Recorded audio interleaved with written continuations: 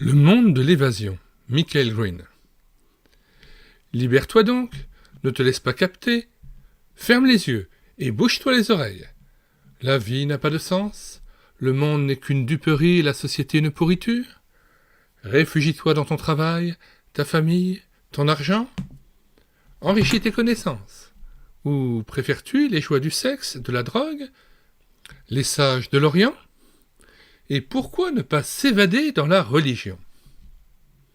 La foi chrétienne ne serait-elle vraiment qu'une échappatoire de plus?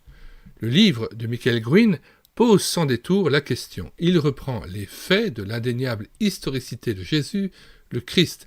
Il revient aux accusations de Marx et de Freud, des humanistes athées, des propagandistes populaires de l'histoire et de la science. Ces conclusions vous étonneront-elles?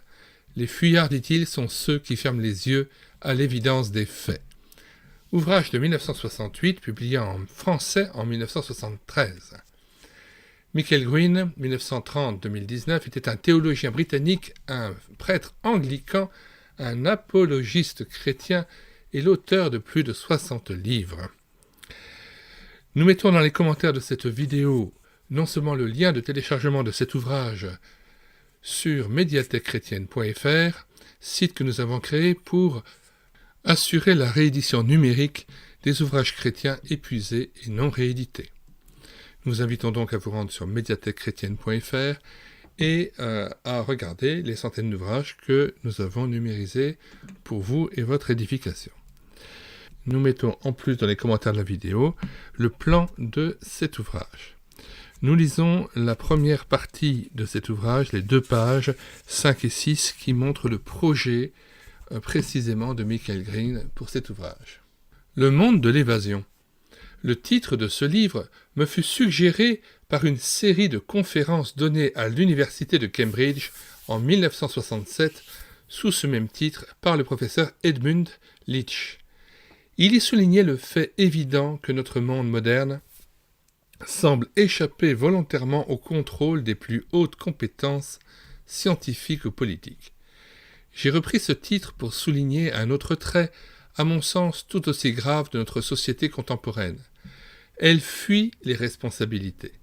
Vitesse sans cesse accrue, antagonisme des 2 blocs, inévitable aliénation conditionnée par la télévision, hantise sexuelle, refus d'admettre la laideur de la mort, autant de tentatives en notre génération pour échapper à la réalité.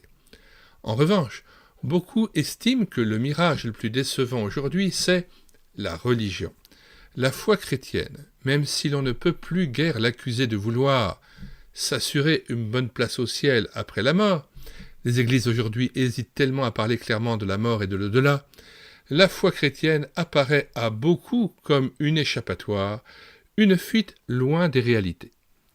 Tout ça, c'est bon pour les bigots, et je ne suis pas de cette clique. En d'autres termes, le christianisme manifesterait chez le croyant le refus même de la réalité, une manière de se boucher les yeux pour ne pas la regarder en face. Ces critiques ne manquent pas de fondement.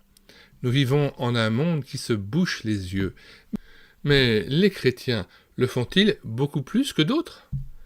Certes, les églises comptent en leur rang pas mal de ces fuyards, entre guillemets, mais ce livre-ci fut écrit avec la conviction que la foi chrétienne, elle, se présente comme le contraire même du refus de la réalité. Le christianisme nous paraît donner l'explication la plus acceptable de l'univers, avec l'homme en son centre, de même que la raison la plus efficace de servir nos frères en humanité. Avec réalisme, il nous permet d'affronter les situations les plus tragiques. Son message répond donc fort bien à ceux qui l'accusent de fuir les réalités, eux qui refusent de voir la vérité en face. Ici, nous retournons donc le problème en demandant qui sont en fait ceux qui se bouchent les yeux. Rappelons les différents ouvrages que nous mettons à votre disposition, notamment de Michael Green sur mediathèquechrétienne.fr. Mon Dieu, la mort en deuil, Jésus à quoi bon, rêve ou réalité, et son chef-d'œuvre, l'évangélisation dans l'Église primitive, le développement de la mission chrétienne des origines au milieu du IIIe siècle.